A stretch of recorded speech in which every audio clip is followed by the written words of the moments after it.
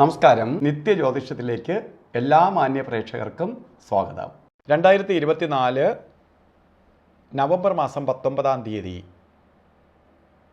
1200-ാം ആണ്ട് വൃശ്ചിക മാസം 4-ാം തീയതി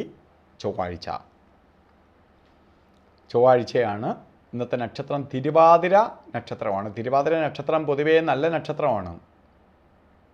തിരുവാതിര നക്ഷത്രം, ഒപ്പം ഇന്നത്തെ ദിവസം ചൊവ്വാഴ്ച.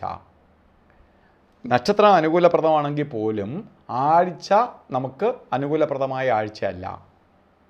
പലതരത്തിലുള്ള തടസ്സഭാവങ്ങളെ കൊടുക്കുന്ന ഒരു ദിവസമാണ് ചൊവ്വാഴ്ച. ഗ്രഹങ്ങളിൽ വെച്ച് വളരെ നെഗറ്റീവ് എനർജിയുള്ള ഒരു ഗ്രഹമാണ് ചൊവ്വ.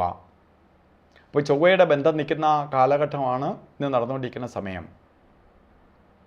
ചൊവ്വാഴ്ച എന്ന് പറയുമ്പോൾ ശത്രുത ഉണ്ടാവാം. ഇപ്പോൾ നമ്മൾ ഓഫീസിലും ബാക്കി കാര്യങ്ങളിലൊക്കെ ഇടപെടുന്നിടത്ത് വളരെ സൂക്ഷിക്കണം. ആവശ്യമില്ലാതെ ശത്രുക്കൾ ഉണ്ടാവാം. നമ്മൾ പറയുന്നത് നല്ലതാണെങ്കിലും മറ്റൊരാളിന് ഓപ്പോസിറ്റായിട്ട് തോന്നാം. അതുകൊണ്ട് ആവശ്യമില്ലാതെ ഇന്നിപ്പോൾ ഒരു മേലുദ്യോഗസ്ഥൻ്റെ അടുത്ത് സംസാരിക്കാൻ എന്തെങ്കിലും കാര്യങ്ങൾ നമ്മൾ ആദ്യമായിട്ട് സംസാരിക്കാൻ പോകണമെങ്കിൽ തന്നെ ഇന്നത്തെ ദിവസം മാറ്റി വയ്ക്കണം.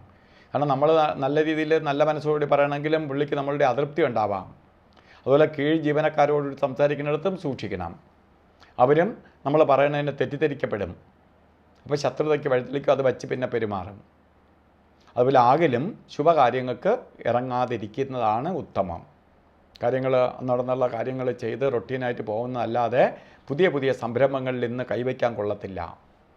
അതുപോലെ തിരുവാതിര നക്ഷത്രം ബർത്ത്ഡേ വന്നിട്ടുള്ളവർ, അതായത് വൃശ്ചിക മാസത്തിലെ തിരുവാതിര നക്ഷത്രം വന്നിട്ടുള്ളവർ വർഷത്തെ ഫലത്തെ ചിന്തിക്കുന്ന വാർഷിക ഫലത്തെ ചിന്തിക്കുമ്പോൾ നിങ്ങൾക്ക് അത്ര നല്ലതല്ല. കാരണം ചൊവ്വാഴ്ചയാണ് വന്നിരിക്കുന്നത്. ചൊവ്വ അഗ്നികാരകനാണ്. തീപ്പൊള്ളലേക്കാം, ഇലക്ട്രിസിറ്റിയാൽ അപകടം ഉണ്ടാവാം, കേസ് വഴക്കുകൾ വരാം, അതുപോലെ പലതരത്തിലുള്ള സാമ്പത്തിക ബുദ്ധിമുട്ടുകളുണ്ടാവാം. ഇങ്ങനെ പലതരത്തിൽ വിഷമിപ്പിക്കുന്ന ഒരു സമയമാണ് നമുക്കിപ്പോൾ വന്നുകൊണ്ടിരിക്കുന്ന സമയം. വളരെ ശ്രദ്ധിക്കേണ്ട ഒരു കാലഘട്ടം തന്നെയാണ് നമുക്കിപ്പോൾ നടന്നുകൊണ്ടിരിക്കുന്ന സമയം. അത് സാമ്പത്തിക കാര്യങ്ങളിലായാലും ശരി, ശാരീരികമായിട്ടുള്ള കാര്യങ്ങളിലായാലും ശരി, വളരെ ശ്രദ്ധിക്കേണ്ട ഒരു കാലഘട്ടമാണ് നിങ്ങൾക്കെന്നറിയുക. അപ്പോൾ ഇതിൽ നിന്ന് നമുക്ക് അതിജീവിച്ച് പോകണം. അപകടം വരരുത്, സർജറി ഉണ്ടാവരുത്, അഗ്നിഭയമൊന്നും വരരുത്, കേസ് വഴക്കുകൾ വരരുത്. ഇതിൽ നിന്ന് നമുക്ക് അതിജീവിക്കാൻ വേണ്ടി ഒരേ ഒരു വഴിയേ ഉള്ളൂ. സുബ്രഹ്മണ്യ സ്വാമിയെ പ്രാർത്ഥിക്കണം. മുരുകക്ഷേത്രത്തിലെ ചൊവ്വാഴ്ച ഭസ്മാഭിഷേകം, പഞ്ചാമൃത അഭിഷേകം, അർച്ചന ഇവ നടത്തണം.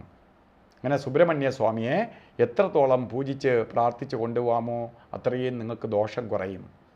സുബ്രഹ്മണ്യ സ്വാമി ക്ഷേത്രം അടുത്തില്ലെങ്കിൽ ഭദ്രകാളി ക്ഷേത്രത്തിൽ ചൊവ്വാഴ്ച ദിവസം പോയി കുങ്കുമാർച്ചനയോ രക്തപുഷ്പാഞ്ജലിയോ ചെയ്യണം. അതിനൊപ്പം തന്നെ ഒരു ശ്രീമുരുക യന്ത്രം മഹാമൃത്യുഞ്ജയ യന്ത്രവുമായി ചേർത്ത് ഒരു ദേഹരക്ഷ കെട്ടണം. മൃത്യുഞ്ജയ യന്ത്രവുമായി ചേർത്ത് ദേഹരക്ഷ ധരിക്കണം. ഇത് നമ്മളെ ഒരു പ്രൊട്ടക്ഷനായിട്ട് സംരക്ഷിക്കും. ഒരു വർഷത്തേക്ക് മതി.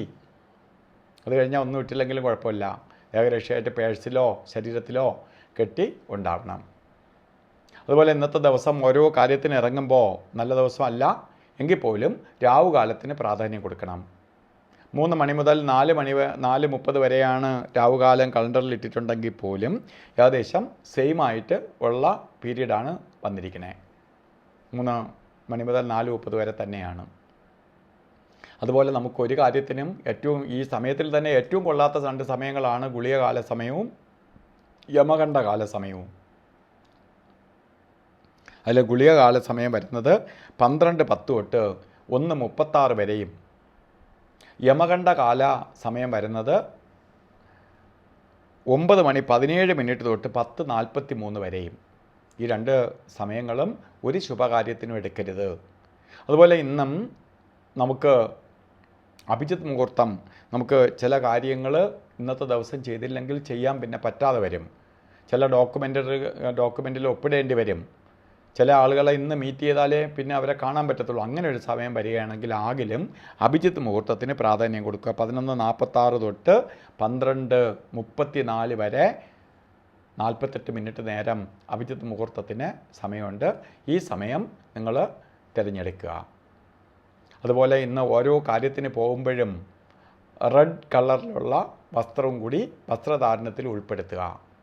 ഇല്ലെങ്കിൽ ഒരു കർച്ചീപ്പായിട്ടെങ്കിലും ഒരു റെഡ് കളർ തുണി കയ്യിൽ കരുതുക. അപ്പോൾ ഇന്നത്തെ ദിവസം എല്ലാവർക്കും ഒരു ദോഷവും വരാതെ ഭാഗ്യദായകമായി തീരട്ടെ എന്ന് സർവേശ്വരനോട് പ്രാർത്ഥിച്ചുകൊണ്ട് നിർത്തുന്നു. നന്ദി, നമസ്കാരം.